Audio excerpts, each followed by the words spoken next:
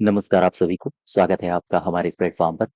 हम लोग आपकी जो आगे आने वाले समय में परीक्षाएँ होने वाली हैं, जैसे पीसीएस की परीक्षा और इसके अलावा लोअर पीसीएस की जो वैकेंसीज़ आने वाली हैं, इनके लिए हम लोग पीवाईक्यूज़ कर रहे थे, ठीक है? Previous years questions. तो हम लोग क्वेश्चन नंबर 50 तक कर चुके थे, उसी के आगे शुरू करेंगे। लेकिन इससे पहले मैं 2-3 जानकारियाँ आपको दे दूँ। अगर आप किसी भी परीक्षा की तैयारी कर रहे हैं, तो इनके लिए हमारे एप्लीकेशन में बैचेस चल रहे हैं, तो आप अगर इन बैचेस से जुड़ना चाहते हो, तो आप हमारे एप्लीकेशन को केडी क्लासेस एप्लीकेशन को डाउनलोड करके इन बैचेस से जुड़ सकते हो। और ये जो एप्लीकेशन है, इसकी लिंक आपको कमेंट बॉक्स में और साथ ही साथ डिस्क्रिप्शन बॉक्स में मिल जाएगी, ठीक है? बैचेस आपको मिल जाएगा हिस्ट्री का और हिस्ट्री के बैच से जुड़ने के लिए KD02 कूपन कोड का आप इस्तेमाल कर लीजिए। पॉलिटी के अगर आप बैच से जुड़ना चाहते हैं, यूपीएसआई वगैरह की आपके एग्ज़ाम लगे हुए हैं, तो KD01 कूपन कोड का इस्तेमाल करके आप जुड़ सकते हैं। इसके अलावा यूपीजी के और साथ ही साथ कंप्यूटर जैसे सब्जेक्ट्स भी कवर कराए गए हैं और यूपीजी के और कंप्यूटर ये आपको पता होगा यूपी ट्रिपल एससी के लिए 35 अंक अनिवार्य हैं, ठीक है? यहाँ से आपसे पूछे जाते हैं जिसमें कंप्यूटर और यूपीजी के कंप्यूटर 15 अंकों का, यूपीजी के 20 अंकों का पूछा जाता है। चलिए शुरुआत करते हैं क्वेश्चन नंबर 51 से। देखो, यूपी पीसीएस प्री में पूछा गया क्वेश्चन है, कह रहा है कि अलाउद्दीन खिलजी के निम्न सेनाध्यक्षों में से कौन सा तुगलक वंश का पहला सुल्तान बना है? सवाल को फिर से समझो, कह रहा है कि अलाउद्दीन खिलजी के ये सेनाध्यक्ष दिए हैं, इनमें से कौन सा ऐसा सेनाध्यक्ष है जो तुगलक वंश का पहला सुल्तान बना था? आंसर होगा गाजी मलिक। ए पार्ट सही हो जाएगा। अब ये जो बंदा है गाजी मलिक, इसके बारे में कुछ बातें आपको पता ही होनी चाहिए। जैसे मैंने लिखा गाजी मलिक, जरा गौर करना। ये है गाजी मलिक, इसी को कहा जाता है गयासुद्दीन तुगलक। गयासुद्दीन तुगलक, ठीक है?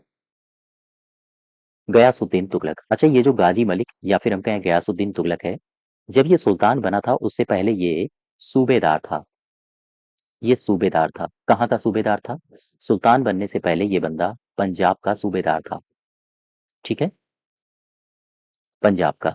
इसके अलावा ये जो गाजी मलिक है, दरअसल इसके बारे में कहा जाता है कि इसने 29 बार मंगोलों को हराया था। मंगोलों को हराया था 29 बार। और इसके बाद फिर इसने एक उपाधि धारण की थी। इस उपाधि को कहा जाता है गयासुद्दीन।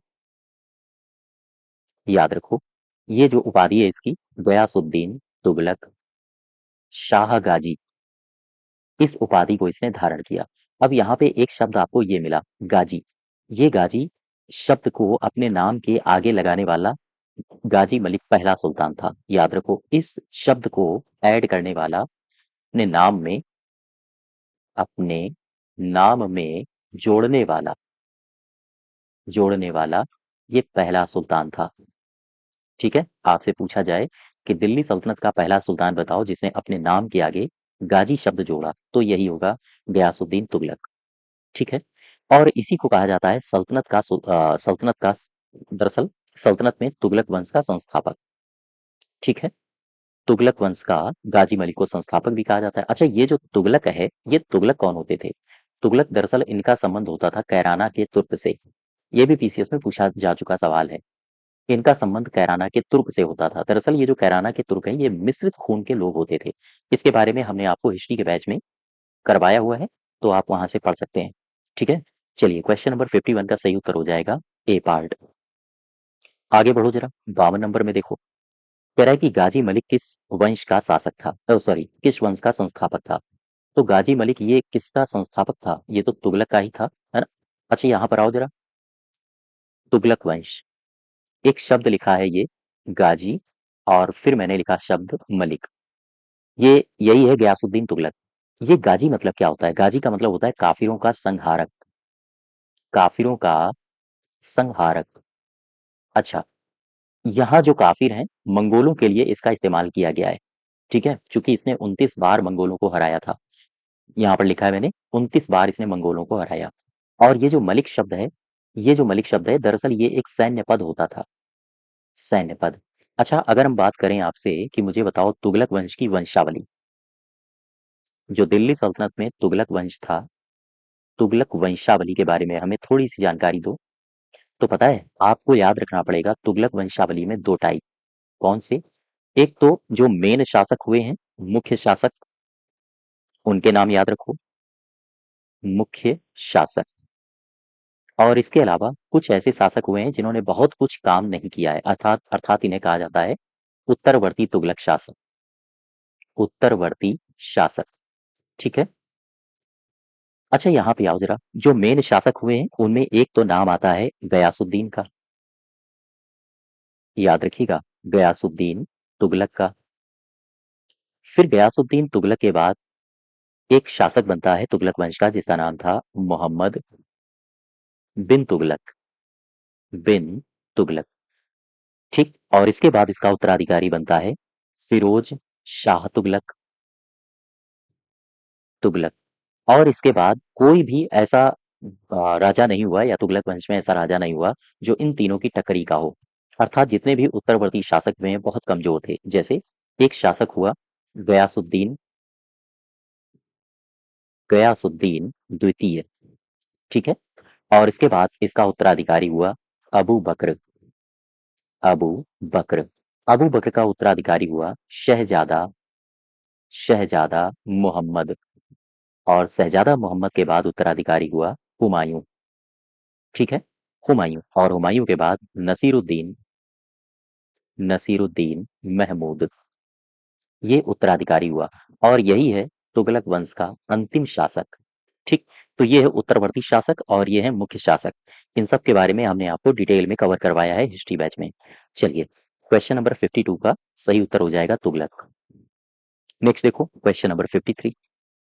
53 नंबर में कह रहा है कि कृषि को समुन्नत करने के लिए नहर खुदवाने के संदर्भ में 14वीं शताब्दी का निम्नलिखित में से पहला शासक होने का श्रेय किसे दिया जाता है? बलबन को तो नहीं दिया जाता है, इल्तुतमिश भी गलत होगा, गयासुद्दीन तुगलक सही है।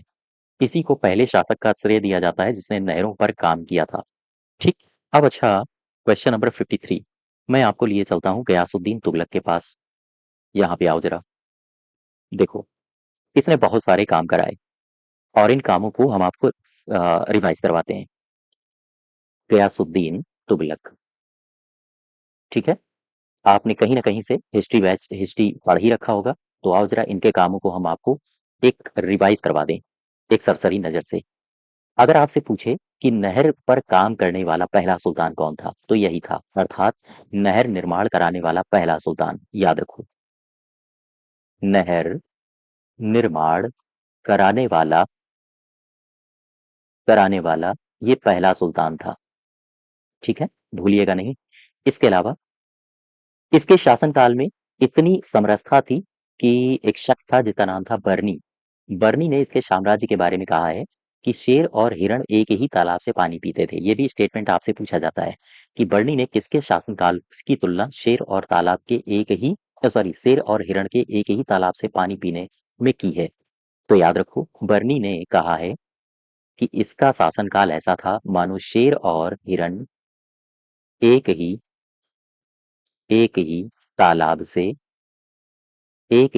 से पानी पीते हों, ठीक है। यहां तक बात समझ पा रहे हो? इसके अलावा गयासुद्दीन तुगलक ने डाक व्यवस्था के लिए बड़ा अच्छा काम किया था। जगह जगह इसने चौकियां बनवाई थी अलाउद्दीन खिलजी की ही तरह। तो ये जो गयासुद्दीन तुगलक था, कहते हैं कि इसके शासनकाल में जो समाचार होते थे, समाचार, समाचारों को आप उस समय ईमेल का तो इस्तेमाल कर नहीं पाते थे, तो फिर समाचारों को कैसे भेजा जाता था? एक स्थान से घोड़ा और घुड़सवार दोनों होते थे, तो घुड़सवार समाचार लेता था और वहां से दौड़ लगाता था, दूसरे स्थान तक आता था। तो कहते हैं कि गयासुद्दीन तुगलक के शासनकाल में समाचार एक स्थान से दूसरे स्थान तक 100 मील प्रतिदिन की रफ्तार से चलते थे। 100 मील प्रतिदिन की रफ्तार से चलते थे समाचार, ठीक है। यहाँ तक बात समझ पा रहे हो? इसके अलावा एक शब्द मैं आपसे पूछता हूँ, मुझे बताओ, दुनिया का खान किसे कहा जाता है? दुनिया का खान, ये किसे कहा जाता है? मुझे आप कमेंट बॉक्स में बताइए। ये मैं आपको हिस्ट्री बैच में आप बताया हुआ है, अगर आप पढ़ रहे होंगे तो आप मुझे इसका उत्तर दीजिए। दुनिया का खान किस तुगलक वंश के शासक को कहा जाता है? देखो, यहाँ पर सही उत्तर हो जाएगा गयासुद्दीन, सी पार्ट। अब आगे बढ़ो जरा, 54 में आओ। क्या कह रहा है? कह रहा है कि किस वंश के सुल्तानों ने सबसे अधिक समय तक देश में राज किया है? किस वंश के सुल्तानों ने सबसे ज्यादा समय तक राज किया है? ये खिलजी तो है नहीं, लोदी भी नहीं है, दास भी नहीं है, और सही उत्तर हुआ तुगलक वंश। देखो, कुछ फैक्ट हैं, 5 से 6 फैक्ट एज़ इट इज़ आप इनको याद रखना। अगर हम आपसे पूछें कि मुझे बताओ सर्वाधिक समय तक शासन किसने किया? सर्वाधिक समय तक सर्वाधिक समय तक शासन किसने किया? तो आंसर होगा तुगलक। ठीक है? याद रखो, मैं आपसे वंश के बारे में पूछ रहा हूँ कि ऐसा वंश मुझे बताओ दिल्ली सल्तनत का जिसने सबसे ज़्यादा समय तक शासन किया है। तो आंसर होगा तुगलक। फिर मुझे बताओ कम समय तक सबसे कम समय तक शासन किसने किया है? तो सबसे कम समय तक शासन किया है खिलजी ने। ठीक है? खिलजी ने। और ये भी एक वंश है, खिलजी वंश ने किया है सबसे कम समय तक शासन। फिर अगर हम आपसे पूछें कि ऐसा कौन-सा राजा है, जिस राजा ने सबसे ज़्यादा समय तक शासन किया है, वो बताओ? यानी हमें बताओ उस सुल्तान का नाम, सुल्तान जिसने सर्वाधिक सर्वाधिक समय तक शासन किया। इसका नाम क्या होगा? अभी देखो हम वंश पूछ रहे थे, तो आपने बताया तुगलक। अब हम पूछ रहे हैं पर्टिकुलर एक सुल्तान का नाम बताओ, तो आंसर होगा बहलोल लोदी। बहलोल लोदी, याद रखिएगा। ठीक है? अच्छा, अगर हम आपसे पूछें कि मुझे उस सुल्तान का नाम बताओ, जिसके समय में तुगलक वंश सबसे ज़्यादा विस्तारित हुआ या दिल्ली सल्तनत सबसे ज़्यादा विस्तारित हुआ, अर्थात सबसे बड़ा साम्राज्य किसका था? सीधा-सा सवाल। दिल्ली सल्तनत में सबसे बड़ा साम्राज्य, ये किसके पास था? ये आप बताओगे मोहम्मद बिन तुगलक के पास। मोहम्मद बिन तुगलक के पास। फिर मुझे बताओ, दिल्ली सल्तनत का अंतिम सुल्तान कौन था? अंतिम सुल्तान कहाँ का? ये मैं पूछ रहा हूँ आपसे, दिल्ली सल्तनत का। ठीक है? आंसर होगा इब्राहिम। इब्राहिम लोदी, ये था अंतिम राजा, या हम कहें अंतिम सुल्तान। तो ये कुछ फैक्ट हैं, आप एज इट इज इनको याद रखोगे, सवाल पूछे जाते हैं। चलिए, सही उत्तर हो जाएगा तुगलक वंश। बचपन देखो, दिल्ली सल्तनत का सबसे ज्यादा विद्वान शासक कौन था? जो खगोल, शास्त्र, गणित, आयुर्विज्ञान सहित अनेक विद्याओं में माहिर था।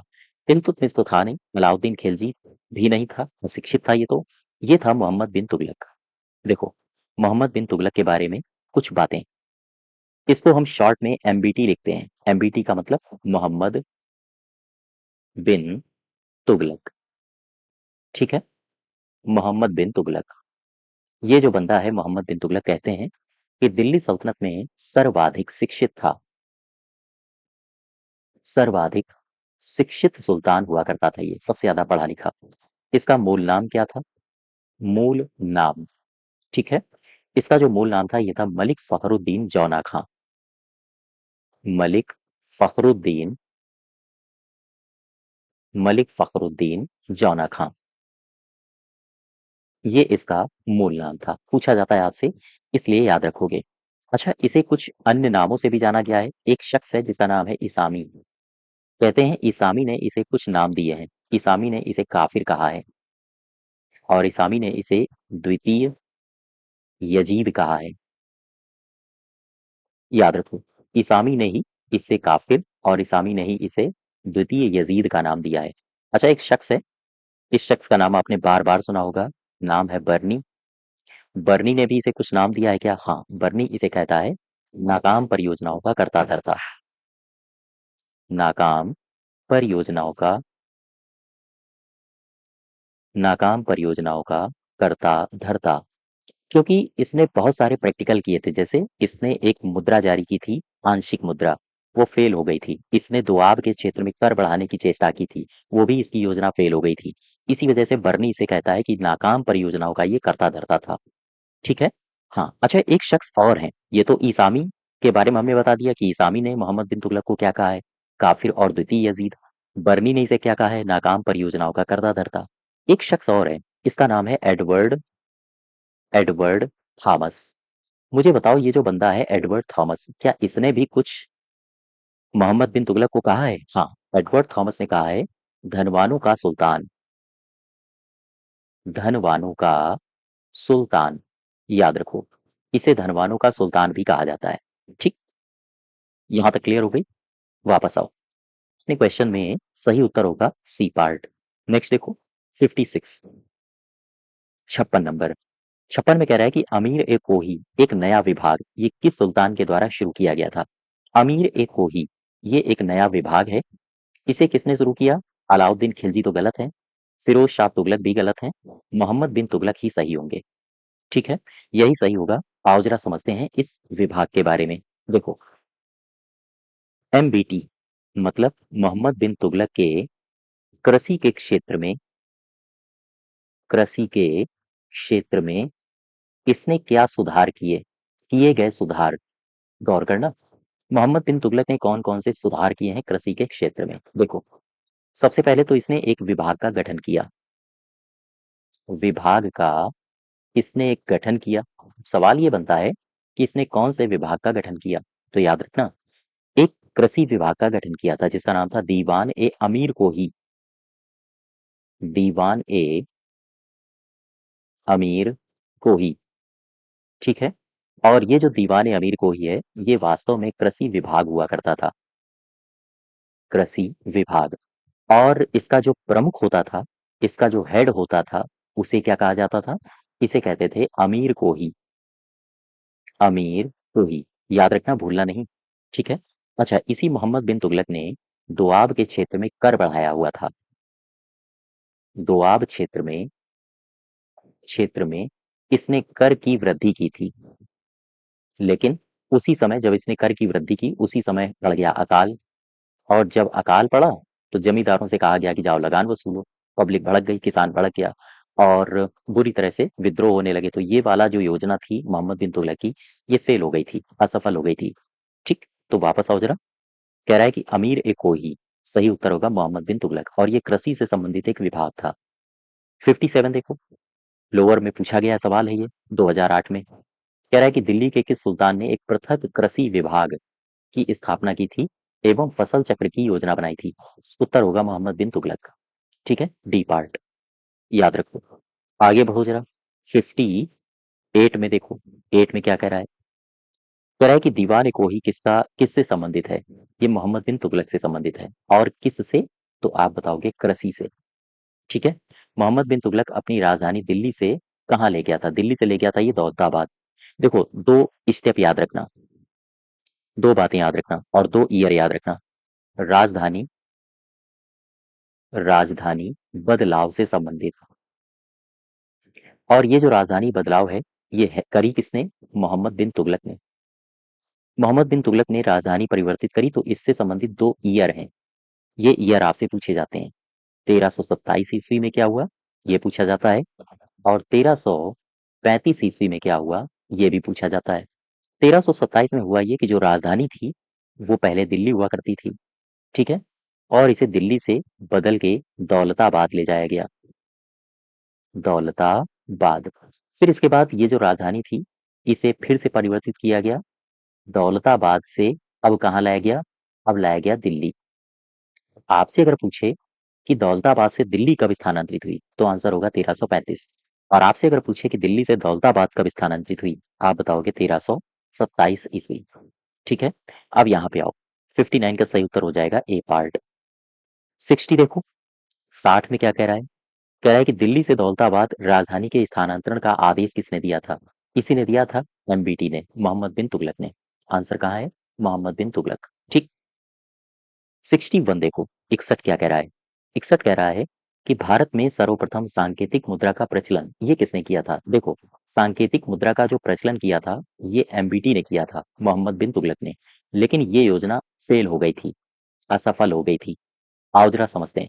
देखो, हुआ ये कि उस समय भारत में ही नहीं बल्कि संपूर्ण विश्व में अ, चांदी की कमी हो गई थी। और इसी के चलते मोहम्मद बिन तुगलक ने एक दूसरा रास्ता अपनाया। इसने कहा कि चांदी के सिक्के हम क्यों जारी करें, चांदी की कमी है तो फिर हम उसके स्थान पर पीतल या तांबे के सिक्के जारी करते हैं। इसी प्रकार के सिक्के कहलाए गए सांकेतिक मुद्रा। ठीक है, आओ देखो, सांकेतिक मुद्रा प्रचलन की नीति। गौर करना, मैं आपसे बात कर रहा हूं सांकेतिक मुद्रा प्रचलन की नीति। ये जो सांकेतिक मुद्रा प्रचलन की नीति है ये मोहम्मद बिन तुगलक ने जारी की थी। कहते हैं कि उस समय संपूर्ण विश्व में और भारत में चांदी की कमी हो गई, चांदी की कमी हो गई।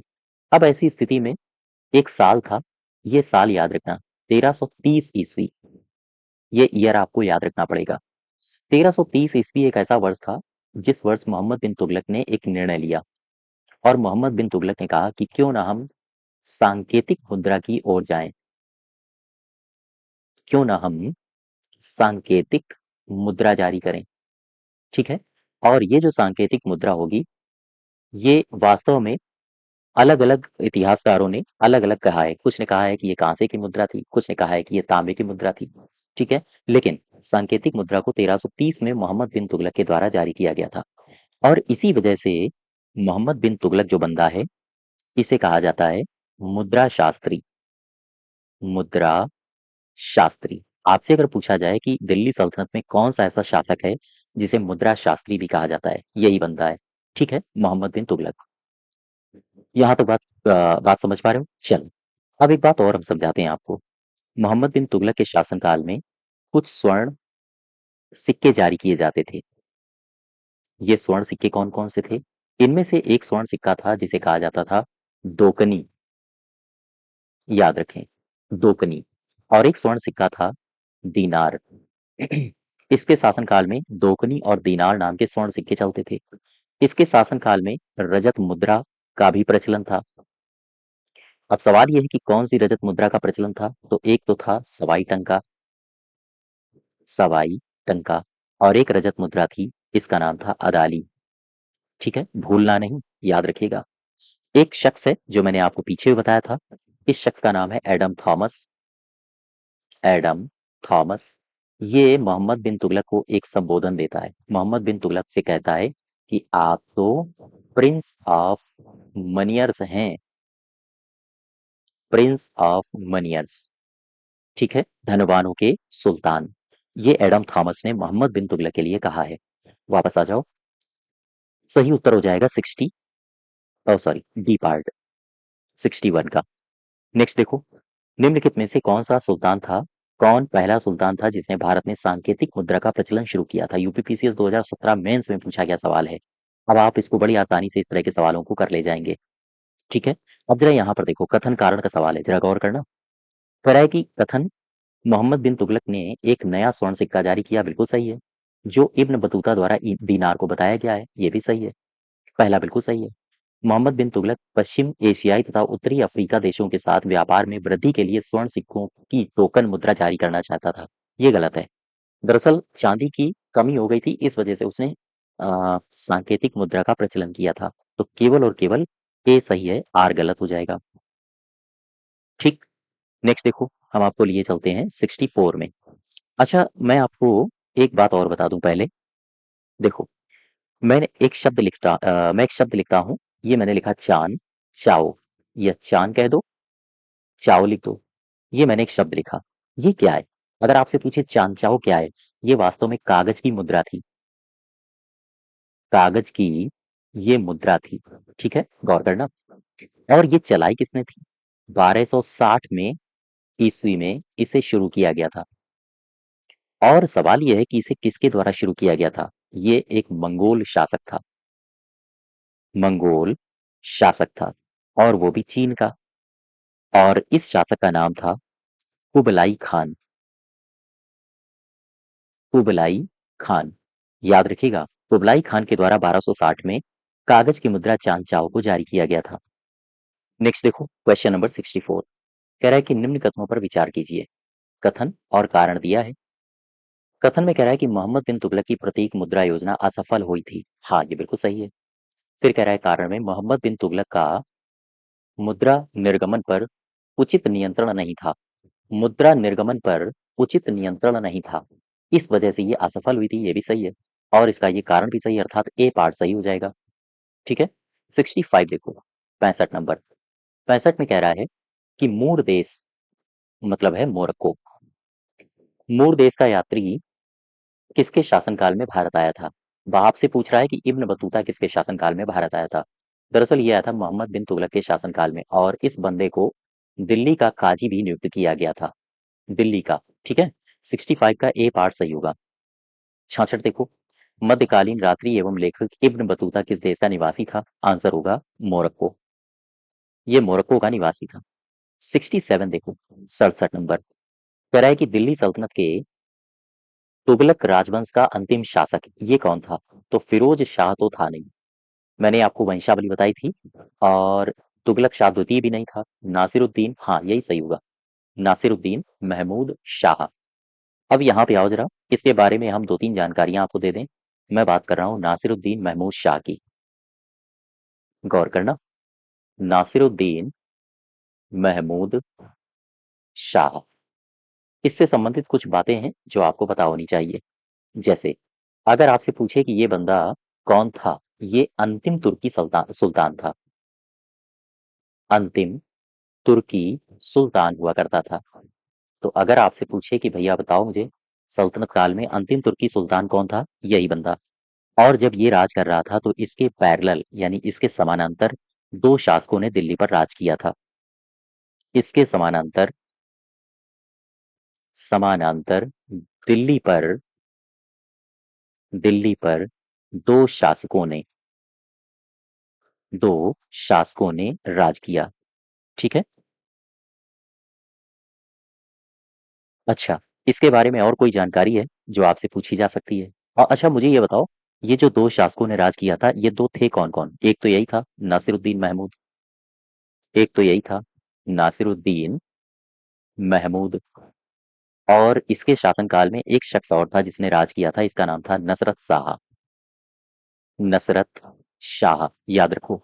और इसकी हत्या करवा दी गई थी। अंत में इसकी हत्या करवा दी जाती और इसकी हत्या करवाई गई थी कैथल में। कैथल, ये क्षेत्र याद रखना। ठीक है, कैथल आपके लिए महत्वपूर्ण है, पूछा जाता है। चलिए, सी पार्ट इसका सही हो जाएगा। और सर देखो, कह रहा है कि तैमूर ने किसके शासनकाल में भारत पर आक्रमण किया था? अलाउद्दीन खिलजी के शासनकाल में तो आक्रमण नहीं किया था, ना ही बहलोल लोदी के समय में, ना ही फिरोज शाह तुगलक के समय में, और मोहम्मद बिन तुगलक के भी समय में आक्रमण नहीं हुआ था। दरअसल ये जो आक्रमण हुआ था, ये हुआ था नासिरुद्दीन महमूद शाह के समय में। ठीक, नासिरुद्दीन महमूद शाह। अच्छा, यहाँ पे आओ जरा, हम आपको लिए चलते हैं तैमूर के पास। ठीक है, सबसे पहले तो आपको ये समझना पड़ेगा कि जो ये बंदा है तैमूर लंग, तैमूर ने आक्रमण किसके समय में किया था? अगर आपसे ये पूछे तो आंसर एक ही होगा, नासिरुद्दीन। गौर करना, इसका आंसर एक ही होगा, नासिरुद्दीन महमूद शाह। महमूद शाह कहते हैं कि ये दिल्ली छोड़ के भाग गया था। ठीक, तो खैर मैं आता हूं तैमूर के पास। ये तैमूर किस शाखा से संबंधित था, या हम कहें किस नस्ल का था? दो तीन बातें इसे याद रखना। ये किस नस्ल से था? ये बरलास नस्ल से था। और उस नस्ल की कौन सी शाखा से ये संबंधित था? ये था गुरकन शाखा। गुरकन शाखा, इससे ये बंदा संबंधित था, भूलिएगा नहीं। ठीक है। अच्छा, तैमूर लंग, इसे एक उपनाम दिया जाता है या इसे एक उपाधि दी जाती है। इसे कहा जाता है पृथ्वी पर ईश्वर का कोड़ा। इसे पृथ्वी पर ईश्वर का कोड़ा कहा जाता है। याद रखो, पृथ्वी पर ईश्वर का कोड़ा। इसकी एक आत्मकथा भी है। क्या इसकी एक आत्मकथा भी है? हाँ, इसकी एक आत्मकथा भी है। नाम है इसका मलफ जाते तिमोरी। मलफ जाते तिमोरी। ठीक है, ये है इसकी आत्मकथा, याद रखिएगा। अच्छा, इसके संबंध में एक ग्रंथ और है जिसका नाम है जफरनामा। जफरनामा, ये भी आपसे सवाल पूछा जा चुका है कि जफरनामा क्या है। दरअसल इसमें तैमूर की यात्राओं का वर्णन है। तैमूर की यात्राओं का इसमें वर्णन है। तो अगर आपसे पूछे कि तैमूर की यात्राओं का वर्णन किस ग्रंथ में मिलता है? जफरनामा।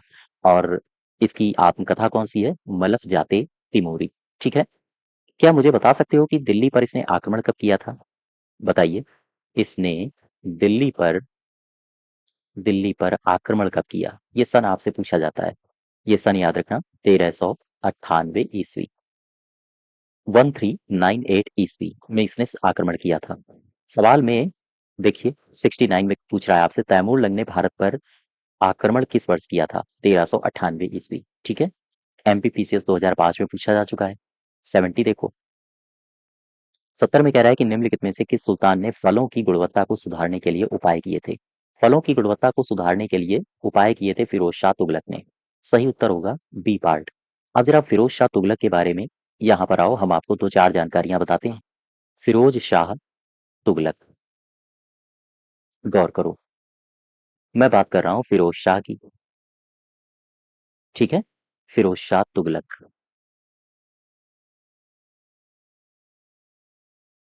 देखो, ये जो बंदा है फिरोज शाह तुगलक, इसने बहुत सारे काम किए, और ये काम के काम थे। यानी कि इसने 300 नगर बसाए, 300 नगर बसाए थे इसने। इसके अलावा इसने 5 बड़ी नहरों का निर्माण किया, 5 बड़ी नहरों का इसने निर्माण किया। इसके अलावा 5 बड़ी नहरें थी, बाकी छोटी भी नहरों का इसने निर्माण कराया था, लेकिन 5 इसने बड़ी नहरों का निर्माण कराया। और 5 बड़ी कौन-कौन सी थी, किसे-किसे जोड़ती थी, कहाँ ये पानी देती थी, सारी जानकारियाँ मैंने आपको कराई हुई हैं। तो आप पीडीएफ को डाउनलोड करके हिस्ट्री बैच से उसको पढ़िएगा, ठीक है? अगर आप हमारे बैच से जुड़े हैं तो। चलिए, और इसने और क्या काम किए? इसने 30 जलाशयों का निर्माण कराया, 30 जलाशयों का इसने निर्माण कराया।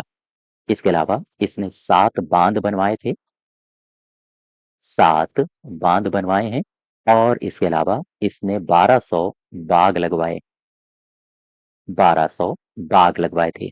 और याद रखो, इन बागों की विशेषता थी कि इसमें फल, फूल सब कुछ थे, और इसी वजह से यानी कि फलों की गुणवत्ता को सुधारना ही इसका मुख्य लक्ष्य था। बागों का जो लक्ष्य था, वो था फलों की गुणवत्ता को सुधारना, ठीक है? इस वजह से इसने 1200 बागों का निर्माण कराया था। तो खैर, आंसर हो जाएगा फिरोज शाह तुगलक। 71 देखो, टोपरा और मेरठ के 2 अशोक स्तंभ ये दिल्ली कौन लाया था? आंसर होगा फिरोज शाह तुगलक। अच्छा, ये जो अभिलेख हैं, अभिलेख का मतलब है, जैसे मैं यहाँ पे आपको 2-3 जानकारियाँ बताता हूँ। बात मैं कर रहा हूँ एफएसटी की। एफएसटी का मतलब है फिरोज शाह तुगलक। ठीक है? ये जो बंदा है, कहते हैं कि दिल्ली और टोपरा का जो स्तंभ लेख था, ये दिल्ली लाया था। दिल्ली, टोपरा। अगर हम आपसे एक सीधा सा सवाल पूछें कि ये जो दिल्ली टोपरा स्तंभ है, इसे अन्य किस नाम से जाना जाता है? इसके मुझे अन्य नाम बताइए। एक तो इसे कहा जाता है स्वर्ण स्तंभ, ठीक है? इसे स्वर्ण स्तंभ भी कहा जाता है, और इसे कहा जाता है मीनार ए जरीन। इस नाम से भी इसको पुकारा जाता है। साथ ही साथ एफएसटी के बारे में कहा जाता है, भाई फिरोज शाह तुगलक के बारे में कहा जाता है कि ये 1300 संस्कृत के ग्रंथ इसके हाथ में लगे थे, और फिर इन्हीं संस्कृत के ग्रंथों का इसने फारसी में अनुवाद कराया था। 1300 संस्कृत ग्रंथ इसके हाथ में लगे, और फिर इन्हीं ग्रंथों का इसने फारसी में फारसी में अनुवाद कराया। अब सवाल आपसे एक बड़ा शानदार पूछा जाता है कि ये जो फारसी में अनुवाद कराया था, ये किस नाम से कराया था? याद रखो, ये था दयालात ए फिरोज शाही, ए फिरोज शाही। एज इट इज आपको याद रखना पड़ेगा, ठीक है? पूछा जाता है दयालात ए फिरोज शाही। एक सवाल और यहीं से बनता है बड़ा प्यारा सा, कि एग्जामिनर पूछता है या एग्जाम में पूछा जाता है कि दयालात ए फिरोज शाही की रचना किसने की? इसकी रचनाकार इसके कौन थे? इसकी रचना की किसने? याद रखो, इनका नाम है खालिद खानी। खालिद खानी, खालिद खानी, या फिर आप इनको एक नाम और देते हो, इनका नाम है अजीजुद्दीन किरमानी। अजीजुद्दीन किरमानी, ठीक है? याद रखो, इस तरह के सवाल आपसे बहुत पूछे गए हैं। अभी इसी सीट में हम लोग आगे डिस्कस करेंगे, तो हो सकता है ऐसे सवाल आपको मिले। 71 हो गया। अब हम आपको लिए चलते हैं 72 में। 72 को पढ़ो। कह रहा है कि दिल्ली का कौन सा सुल्तान है जो अशोक के स्तंभ को दिल्ली लाया? फिर से वही सवाल रिपीट हो गया। ये यूपीपीसीएस 2009 में पूछा गया है। 73 देखो, कौन फिरोज शाह तुगलक के नागरकोट अभियान के दौरान संग्रहित 300 संस्कृत पुस्तकों का अनुवाद कराया था? तो इसको 1300 पुस्तकें हाथ लगी थी, और अनुवाद किसने कराया था? अजीजुद्दीन खान ने, जो मैंने अभी आपको बताया था। यहाँ पर देखो, अजीजुद्दीन किरमानी या खालिद खानी इसका नाम है, ठीक है? आंसर हो जाएगा डी पार्ट। D part. अब आगे बढ़ो जरा, 74 में आ जाओ। 74 में क्या कह रहा है? राज्य के खर्च पर हज की व्यवस्था करने वाला, ये लिखा है व्यवस्था, हज की व्यवस्था करने वाला पहला भारतीय शासक कौन था? तो ये फिर से वही आंसर होगा, फिरोज शाह तुगलक। अच्छा, इसके द्वारा किए गए बहुत सारे काम हैं फिरोज शाह तुगलक के द्वारा। मैं बात कर रहा हूँ एफएसटी की, यानी कि फिरोज शाह तुगलक। ठीक है, फिरोज शाह तुगलक। अब देखो इसने अपने समय में काम क्या क्या किए। कहते हैं कि फिरोज शाह तुगलक ने अपने समय में सबसे ज्यादा मदरसे बनवाए थे, यानी दिल्ली सल्तनत में अगर किसी भी सुल्तान ने सबसे ज्यादा मदरसे बनवाए हैं तो यही है। याद रखो, इसने सर्वाधिक मदरसे, सर्वाधिक मदरसे बनवाए। ठीक है, गौर करना, इसी के काल में खोले गए थे। अच्छा, बात मदरसों की हो रही है तो एक मदरसा आपसे बड़ा पूछा जाता है। ये मदरसा है मदरसा ए फिरोज शाही। मदरसा ए फिरोज शाही। ये जो मदरसा ए फिरोज शाही है, इसके बारे में कहा जाता है कि भाई ये फिरोजाबाद में खोला गया था। ये फिरोजाबाद में खोला गया। ठीक है, उस समय इसके जो प्रिंसिपल थे, प्रिंसिपल या हम कहें प्रधानाचार्य, ये कौन बनाए गए थे? आपसे नाम पूछा जा सकता है। इनका नाम है जलालुद्दीन रूमी। जलालुद्दीन रूमी इनका नाम है। ठीक है, गौर करिएगा। यहाँ तो बात समझ पा रहे हो?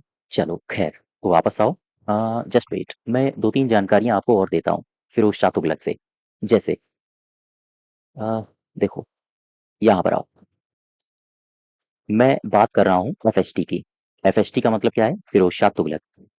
फिरोज शाह तुगलक के संबंध में तीन बातें और याद रखना। ये आपसे बहुत बार एग्जाम में पूछी गई हैं। कौन कौन सी? एक तो याद रखो, मैंने आपसे बताया मदरसा ए फिरोज शाही, मदरसा ए फिरोज शाही, ये याद रखना। फिर मैंने आपको बताया था फुतुहात ए फिरोज शाही, फुतुहात ए फिरोज शाही, इसे भी आपको भूलना नहीं है बल्कि स्मरण रखना है। फिर मैंने आपको बताया हिस्ट्री बैच में कि फिक ए फिरोज शाही,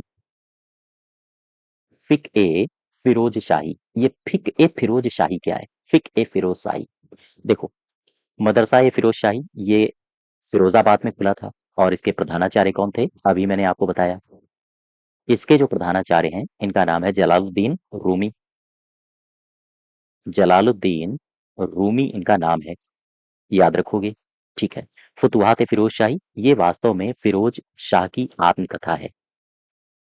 आत्मकथा, ये है किसकी आत्मकथा? ये है फिरोज शाह की। ठीक है, अब यहाँ पे आओ। फिक ए फिरोज शाही ये क्या है? ये फारसी में इस्लामी कानूनों का संग्रह था। इसे कहा जाता था फिक ए फिरोज शाही, याद रखो। यह फारसी में इस्लामी कानूनों का, इस्लामी कानूनों का संग्रह था और इसे कहा जाता है फिक ए फिरोज शाही। वापस आ जाओ अपने सवाल में। 74 का सही उत्तर हो जाएगा बी फॉर बॉय। अब मैं आपको लिए चलता हूँ 75 में। 75 यूपीपीसीएस 2013 में पूछा जा चुका है। फिरोज शाह तुगलक द्वारा दार उल शफा,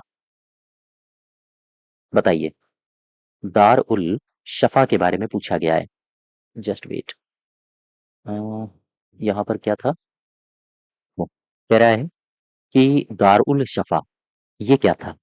दरअसल अब मैं आपको फिरोज शाह तुगलक के द्वारा किए गए कुछ कृत्य बता दूं। यहाँ पर आओ। मैं बात कर रहा हूँ एफएसटी यानी कि फिरोज शाह तुगलक की। फिरोज शाह तुगलक ने बहुत सारे काम करवाए, जैसे इसने अपने साम्राज्य में मदिरा विभाग की स्थापना करी। याद रखो, आपसे पूछा जाए कि सुल्तान ने मदिरा विभाग बनाया था तो यही होगा, मदिरा विभाग की स्थापना इसी ने करी थी, फिरोज शाह तुगलक ने। इसके अलावा इसने अपने शासनकाल में रोजगार दफ्तर भी खुलवाए थे। रोजगार दफ्तर इसने अपने शासनकाल में खुलवाया ताकि बेरोजगारों को रोजगार दिया जा सके। फिरोज शाह तुगलक के बारे में कहा जाता है कि इसने अपने शासनकाल में एक अस्पताल खुलवाया था। अस्पताल, और ये अस्पताल दिल्ली में था। ठीक है, इसे कहा जाता था दारुल शफा। दार उल शफा, भूलना नहीं, याद रखना, पूछा जाता है। इसके अलावा फिरोज शाह तुगलक ने और भी कई सारे काम किए थे, जैसे इसने एक पेंशन विभाग बनाया था। ये भी आपसे सवाल पूछा जा चुका है कि पेंशन विभाग को क्या कहा जाता था फिरोज शाह तुगलक के? इसे कहा जाता था दीवान ए इस्तिहाक। दीवान ए इस्तिहाक। इस्तिहाक याद रखिएगा, भूलना नहीं। इसके अलावा फिरोज शाह तुगलक के बारे में कहा जाता है कि इसने जरूरतमंदों के लिए एक विभाग बनाया था जिसे कहा जाता था दीवान ए खैरात। खैरात। और इसी दीवान ए खैरात विभाग के अंतर्गत इसने एक विवाह विभाग भी बनाया था। तो और भी कई सारे काम थे फिरोज शाह तुगलक के। इसने एक विभाग और बनाया था जिसे कहा जाता था दीवान ए बंदगान। याद रखो, ये जो दीवान ए बंदगान है, दरअसल ये दासों के लिए था। दास के लिए। और 1.80 यानी कि 1.8 या हम कहें 1,80,000 दास इसके शासनकाल में रहा करते थे। अर्थात दासों की सबसे ज्यादा संख्या फिरोज शाह तुगलक के ही शासनकाल में थी। और ये जो दीवान ए बंदगान है, इसका प्रमुख कौन होता था? इसका कर्ता धर्ता कौन होता था? इसका कर्ता धर्ता होता था वकील ए दर। ये भी सवाल आपसे पूछा जाता है। ठीक है, तो इस विभाग की स्थापना फिरोज शाह तुगलक ने ही की थी। वापस आ जाओ। 75 का सही उत्तर हो जाएगा एक खैराती अस्पताल। ठीक है, इसके आगे हम लोग नेक्स्ट डे कंटिन्यू करेंगे 76 से। तो आज यहीं तक रखते हैं। धन्यवाद।